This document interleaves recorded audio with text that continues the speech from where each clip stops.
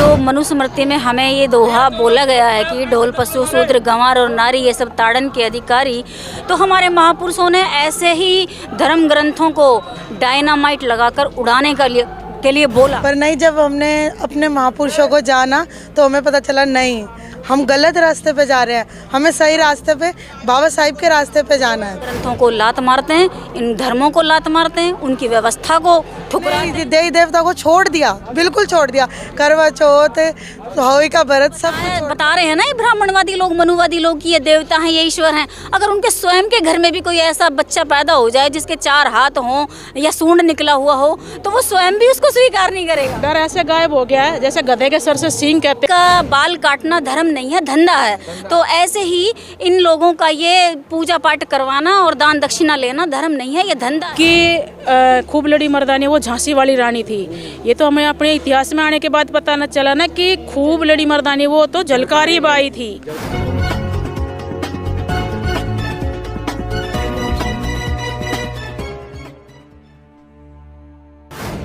तो इस समय देश की तमाम बहुजन महिलाएं मेरे साथ मौजूद हैं और जिन्होंने अम्बेडकरवाद को अपनाया है और अपनी ज़िंदगी उन्होंने बदल ली है। ऐसे में तमाम लोग हैं, जानने की कोशिश करें। क्या नाम है आपका? वंदना। वंदना, अम्बेडकरवाद जब आपकी लाइफ में आया, लाइफ कैसे चेंज हुई? नहीं, लाइफ तो पूरा 360 डिग्री टर्न पूरी चेंज हो गई। तो पहले जो भी हमारे सोसाइटी के, हमारे समाज के जो भी महापुरुष रहे हैं और जैसे सावित्री बाई फुले, भीमराव अम्बेडकर जी, तो उनकी स्टोरी, उनका स्ट्रगल जानने के बाद तो डेफिनेटली उनसे बहुत कुछ तो सीखने को भी मिला और आगे हमें हमारी लाइफ में एक गाइडलाइन मिल गई कि हमें किस रास्ते पे चलना है। और एक और जो अच्छी बात हुई कि अपनी लाइफ को किस डायरेक्शन में ले जाना है और एक सेल्फ कॉन्फिडेंस कि हाँ, हम कुछ नहीं, हम भी कुछ हैं। तो उस तरीके से पूरा चेंज आया। और एजुकेशन पे जो importance doctor B R Ambedkar ने दी है और जो अभी हमारे राइट्स हैं कॉन्स्टिट्यूशन में, उनके बारे में जानने के बाद कि हाँ, ये और भी लोगों को पता होने चाहिए, तो बदलाव तो काफ़ी आया। क्या कहेंगे, लगातार जो धर्म ग्रंथ हैं वो ढोल गंवार शूद्र पशु नारी सकल ताड़न के अधिकारी, जो धर्म ग्रंथ हैं वो इस तरीके की बात करते हैं, महिलाओं को मतलब पीटने का, ताड़ने का, जो आप देख रहे हैं, जो दोहा मैं बता रहा हूँ आप लोगों को, तो उन तमाम धर्म ग्रंथों को छोड़ने के बाद अब क्या परिवर्तन आ रहा है आपकी लाइफ? अब परिवर्तन ये है कि जो मनुस्मृति में हमें ये दोहा बोला गया है कि ढोल पशु शूद्र गंवार और नारी ये सब ताड़न के अधिकारी, तो हमारे महापुरुषों ने ऐसे ही धर्म ग्रंथों को डायनामाइट लगाकर उड़ाने के लिए बोला और ये संदेश दिया और उन्होंने खुद भी ये कार्य किया। तो उन्होंने उस समय में ये ग्रंथ जो जला डाले और हमें इनसे मुक्त कर दिया। लेकिन आज उनकी जन जागृति कम होने के कारण हमें इतना समय लग गया और आज हम पूरी तरह से इस चीज़ को समझकर इन धर्म ग्रंथों को लात मारते हैं, इन धर्मों को लात मारते हैं, उनकी व्यवस्था को ठुकराते हैं और अपने समता समानता और बंधुता प्रेम वाले जो हमारा रास्ता हमारे महापुरुषों ने हमें दिया, आज हम उस पर चल रहे हैं और हमारा बहुजन समाज दिन पर दिन एक एक कदम इस रास्ते पर बढ़ाकर अपनी प्रगति की ओर ऊंचाइयों पर बढ़ा। कितना समय लगा इन तमाम चीज़ों को जानने में आपको कि ये जो जितना भी दिखाया जा रहा है आडंबर हैं और लगातार इस कहीं ना कहीं आप लोग शोषण का शिकार हो रहे हैं इन तमाम चीज़ों में, कितना वक्त लगा इन तमाम चीज़ों को जानने में? देखिए, जो व्यवस्था है स्कूल कॉलेज में हमें जो पढ़ाया जा रहा है, जो हमें दिखाया जा रहा है, जो प्रदर्शन किया जा रहा है हमारे सामने, जिसको प्रचारित और प्रसारित किया जा रहा है शिक्षा के माध्यम से भी, तो हमने बचपन से इन्हीं को जाना, इन्हीं को पढ़ा। तो इसलिए हमें हमारे महापुरुषों की विचारधारा पढ़ाने वाला कोई भी स्कूल या कॉलेज या विश्वविद्यालय नहीं है। इसलिए हमें अब हमारे जो कुछ बुद्धिजीवी लोगों ने हमें ये गाइडलाइंस दी, हमें ये शिक्षा से, अपने महापुरुषों की शिक्षा से जागरूक कराया और तब से हम इसको जानने लगे हैं। तो लगभग अभी मैं देख रही हूँ कि 20-25 साल से हमें ये जागृति आनी शुरू हुई है। कि कब जब आपने पहली बार शुरुआत की थी इन तमाम चीज़ों को छोड़ने की, डर लग रहा था अंदर से कि पाप लगेगा? नहीं, पहले तो ऐसे लगता था कि सब बोलते थे नहीं बेटा नहीं, ऐसे नहीं करना, ये हमारे पूर्वजों ने सिखाया है, इसी रास्ते पे चलना है।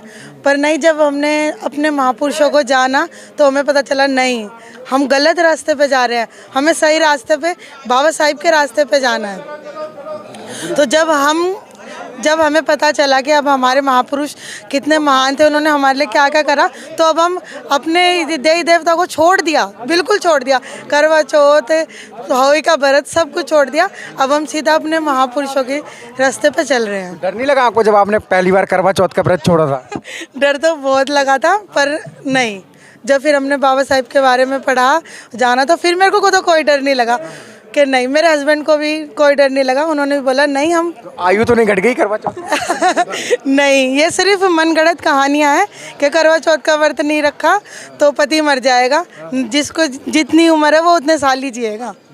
जिन चित्रों को दिखाकर और उनके बारे में बताकर हमें डराया जाता रहा, वो चित्र अगर आज के समय में कोई भी एक देवता पैदा हो जाए तो उन्हें जू में छोड़ा जाएगा, उन्हें कोई भी समाज एक्सेप्ट नहीं करेगा। जो बता रहे हैं ना ये ब्राह्मणवादी लोग, मनुवादी लोग कि ये देवता हैं, ये ईश्वर हैं, अगर उनके स्वयं के घर में भी कोई ऐसा बच्चा पैदा हो जाए जिसके 4 हाथ हों या सूंड निकला हुआ हो, तो वो स्वयं भी उसको स्वीकार नहीं करेगा।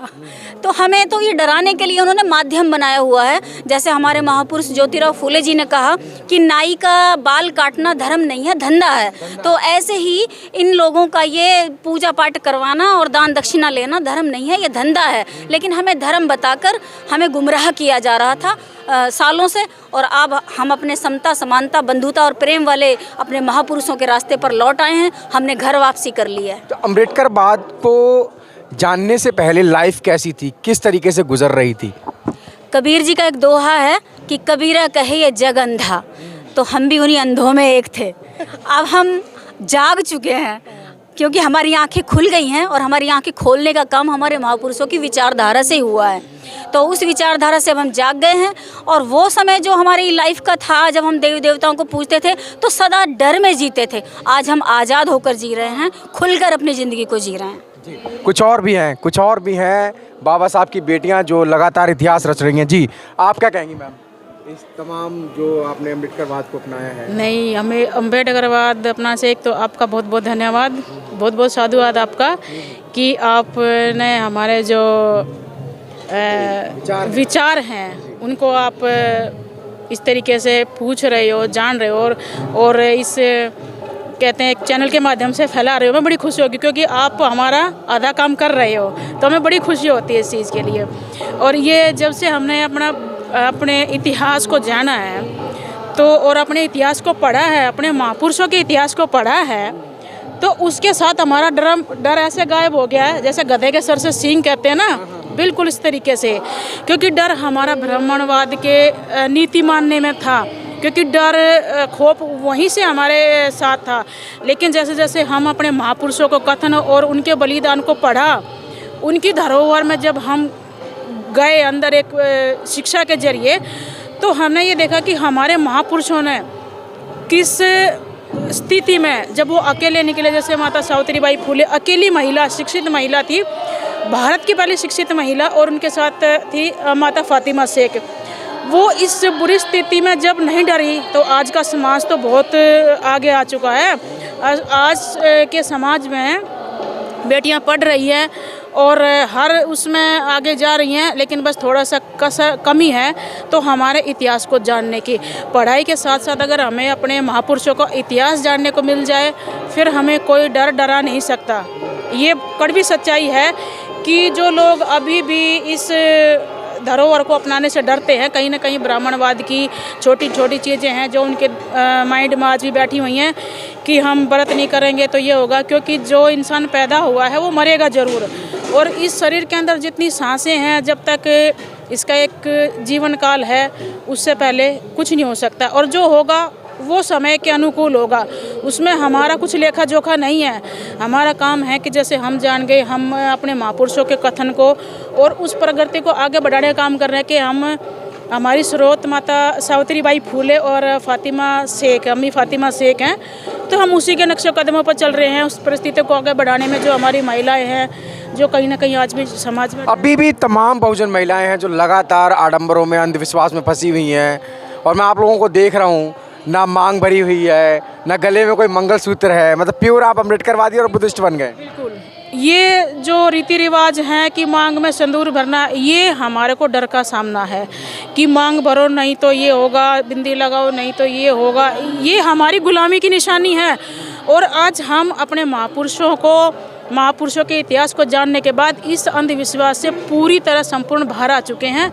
अब हमें इनके व्यवहार से डर नहीं लगता, इनके किसी भी पोथी पुस्तक से जैसे कहते हैं कि डर, हमें इस चीज़ का कोई डर भय नहीं है। और हम कट्टर अम्बेडकरवादी है। वो अपने शराब से खुद नहीं बच सके, वो हमें क्या शराब देंगे? शराब नहीं देते। वो हमारे महिलाओं को एक ऐसी अंधभक्ति में लीन, क्योंकि उन्हीं की वजह से उनका धर्म चलता है। क्योंकि आज आप देखोगे कि महिला हर जगह, उनका धंधा किस वजह से चलता? महिलाओं की वजह से। महिला सोचते हैं कि ब्राह्मणवाद सोचते हैं कि अगर महिलाएं हमारे बस में रहेगी तो हमारा धंधा चलता रहेगा। और जिस दिन महिलाएं उनके चंगुल से बाहर आ गई ना, वो रोड पे नज़र आएंगे। और ये कड़वी सच्चाई है। और हम जो चाहते हैं अपनी समाज की महिलाओं को जागृत करना कि ये अंधविश्वास कुछ नहीं है, सिर्फ हमारे दिल दिमाग में बिठाए हुए डर खोप है, उसके अलावा कुछ नहीं है। खाते वो भी अन्न है, हम भी अन्न खाते हैं। तो एक डर की स्थिति और एक जागरूकता, बहुत इन चीज़ों में बहुत अलग डिफरेंस है। तो इस डिफरेंस को जानने के लिए हमारे साथ साथ हम दलित समाज की जो महिलाएं हैं उनको भी उससे बाहर लाने की कोशिश कर रहे हैं कि जैसे आज हम खड़े हैं और आने वाली जो समय है, हम चाहते हैं कि कहते हैं ना कि दलित महिलाएं हैं, ये क्या करेंगी? जो हमारे इतिहास को पढ़ेगा ना, वो इतिहास खुद अपने आप में एक इतिहास पढ़ने के बाद, जब आपने इतिहास पहली बार पढ़ा, अपने बहुजन के तमाम जो आपके क्रांतिकारी थे उनको जाना, तमाम लोगों को जाना, उसके बाद क्या मतलब एक क्या फील हुआ फर्स्ट टाइम जब आपने पढ़ा? हमने ये चीज़ें स्कूलों में नहीं पढ़ी, क्योंकि ये स्कूलों में कोई नहीं पढ़ाता। स्कूलों में हमने पढ़ा था कि खूब लड़ी मर्दानी वो झांसी वाली रानी थी। ये तो हमें अपने इतिहास में आने के बाद पता न चला ना कि खूब लड़ी मर्दानी वो तो झलकारी बाई थी। तो हमारे समाज की महिलाओं ने भी बलि दी है, उन्होंने भी संघर्ष किया है। और वो हमारे इतिहास की महिलाओं ने संघर्ष किया, वो हमारे कहीं भी नहीं है, वो सारी दफन है। और आज वो कहीं ना कहीं जीवित हैं, हमारे इतिहास में जीवित है। और हमारे इतिहास को जानने के बाद जो महिला जानेगी इतिहास को, वो ऐसे ही क्रांतिकारी के रूप में बाहर आएगी। और हमारे महान पुरुषों के इतिहास जो है, महापुरुषों की जो इतिहास है, उसके अंदर खुद जो कहते हैं ना खून की बलि, जैसे कहते हैं कि ज़बरदस्त उनके अंदर वो क्रांतिकारी है, जो पढ़ेगा ना वो बाहर अपने आप आ जाएगा। उसको किसी चीज़ का डर भय सब खत्म हो जाएगा। अंधविश्वास, पाखंडवाद, उन सीमाओं के हमारे मतलब संविधान के अंदर सब खत्म है। बाबा साहिब की जो पुस्तकें हमने पढ़ी है, माता सावित्री बाई का बलिदान कहाँ है? वो माता सावित्री बाई ने जो बलिदान दिया, वहाँ कहाँ देवी देवताओं का है? माता रमाबाई ने जो और बाबा साहब ने 4 बच्चों की बलि दे दी, कहाँ है वो उनके बलिदान का ही तो नतीजा है। जो आज दलित समाज और महिलाएं, हमारे लिए किसी देवी देवता ने कुछ नहीं किया, सिर्फ पाखंडवाद के लिए किया। और जो हमारे लिए किया ना, वो हमारे बाबा साहब डॉक्टर भीमराव अंबेडकर जी ने किया है, माता रमाबाई के बलिदान ने किया है। शिक्षा के लिए जो चिंगारी फूकने वाली माता सावित्री बाई फुले ने किया है। और मुस्लिम महिला की प्रथम महिला जो थी वो फातिमा शेख ने किया है। तो हम इनकी प्रेरणादायक इनको मानेंगे ना, उनको क्यों माने जो इन्होंने हमें अंधकार में धकेलने के बाद उस गुलामी स्वीकार करी। तो हम इस गुलामी को लात मारते हुए अपने महापुरुषों के कथन पर चलने का प्रयास करेंगे। और बहुत बहुत साधुवाद। देखिए, और भी एक युवा हैं हमारे साथ इस समय मंच संचालन कर, क्या नाम है आपका? प्रिया बहुत नहीं, प्रिया उज्जैनवाल। और मैंने अभी पोस्ट ग्रेजुएशन किया है अपना। प्रिया, थोड़ा सा अपनी जर्नी बताएं, अपनी जर्नी के बारे में बताएं। अम्बेडकरवाद अपनाने के बाद आपकी ज़िंदगी में क्या परिवर्तन हुए? मेरी लाइफ में बहुत ज़्यादा डिफरेंसेस आए हैं। और मैं ये नहीं कहूँगी कि मैंने बचपन से ही अम्बेडकरवादी विचारधारा को फॉलो किया है, बट अप्रॉक्सीमेटली 4 to 5 years हो गए हैं संगठन के सेशंस अटेंड करते हुए इस संगठन का हिस्सा बने। और जब से इस संगठन के कैडर हमने अटेंड किए हैं, उससे तब से लेके अब तक बहुत ज़्यादा डिफरेंसेस हमने अपने डेली बेसिस की लाइफ में भी पाया है। जैसे पहले हम भी जो ब्राह्मणवादी व्यवस्था है उसके अकॉर्डिंग ही अपना लाइफ स्पेंड कर रहे थे, बट अब जैसे जैसे हम इस विचारधारा को अपनाया और पता लगा कि ये जो हमें सिखाया गया है अब तक, वो सिर्फ हमें डरा के रखने के लिए, ताकि हम कभी भी ब्राह्मणवादी व्यवस्था के अगेंस्ट में अपनी वॉइस रेज ना कर पाएँ, उनसे क्वेश्चन ना पूछ पाएँ। इसलिए हम पे ये सारी चीज़ें थोपी गई हैं। हमारे समाज ने इसको फोर्सफुली इस पे इम्पोज किया गया है और हमने एक्सेप्ट किया है।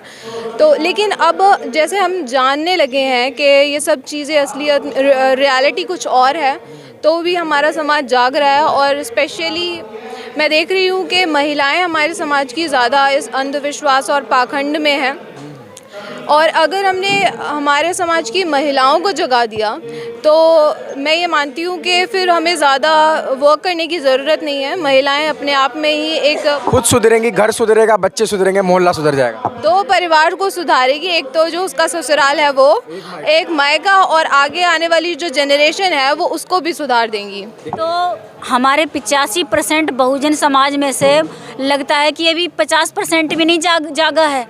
और अभी अब जब 85 जागेगा तो क्या तूफान आने वाला है, सुनामी आने वाली है, तो इसका तो अंदाज़ा भी नहीं है। अभी तो 25-30% हमारा बहुजन समाज जागा है, तो उनकी कुर्सियां थरथराने लगी हैं, उनके ज़मीन से, पैरों के नीचे से ज़मीन खिसकने लगी है। तो जब हमारा पूरा समाज जाग जाएगा तो सब कुछ हमारा अपने हित में होगा, अपने लाभ के लिए होगा, और अपने महापुरुषों के रास्ते पर चलकर हम अपने भारत देश को बौद्धमय भारत बनाने की दिशा में बढ़ेंगे। और अपने